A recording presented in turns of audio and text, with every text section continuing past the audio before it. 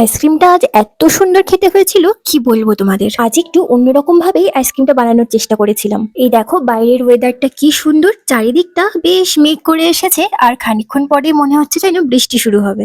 এই দেখো custard milk বানানোর জন্য আমি কড়াইয়ের মধ্যে পরিমাণ মতো দুধ দিয়ে আর 3-4 চামচ চিনি মিশিয়ে ভালো করে ফুটতে দেবো যতক্ষণ না এরকম গাঢ় হয়ে আসছে। দেখো কাস্টার্ড মিল্ক বানানো কমপ্লিট হয়ে গেছে। এবারে আমগুলো সুন্দর করে ছোট ছোট করে স্লাইস করে কেটে নেবো। এখান থেকে কিছু স্লাইস আমি রেখে দেবো লাস্টে গার্নিশিং এর জন্য, আর কিছু স্লাইস দিয়ে আমি ম্যাঙ্গোর পেস্ট বানিয়ে নিচ্ছি। আমি একটু হেলদি ওয়েতে বানানোর চেষ্টা করছি, তাই জন্য চিনির পরিমাণটা আমি কম দিয়েছি। আর এই যে আমার সিক্রেট ইনগ্রেডিয়েন্ট, যেটা দেওয়ার পরে আইসক্রিমটা দারুণ ক্রিমি আর অসাধারণ খেতে হয়েছিল। তারপর এই পেস্টটা একটা বাটির মধ্যে ঢেলে উপর থেকে কুচানো বাদাম দিয়ে আর ওই ম্যাঙ্গো স্লাইসগুলো দিয়ে ভালো করে গার্নিশ করে নিলাম। The next day. পরের দিন সকালে আমি তো দেখার জন্য ভীষণ এক্সাইটেড ছিলাম যে আইসক্রিমটা কেমন হয়েছে। বক্সটা খুলতেই আমার মন তো একদম খুশিতে আনন্দতে ভরে গেছিল।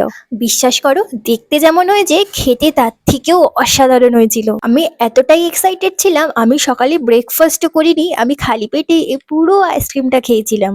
তো চলো, ভিডিওটা যদি তোমাদের ভালো লাগে তাহলে সাবস্ক্রাইব করে দিও। দেখা হচ্ছে নেক্সট ভিডিওতে, টাটা।